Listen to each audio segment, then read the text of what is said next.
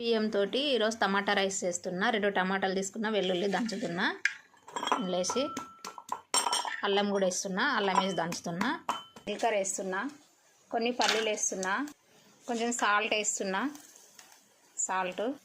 కొంచెం పసుపు వేస్తున్నా, అది నూరుకున్నా కదా అది వేస్తున్నా, టమాటాలు కొంచెం ఒక స్పూను కారం పొడి వేస్తున్నా, కారం పొడి.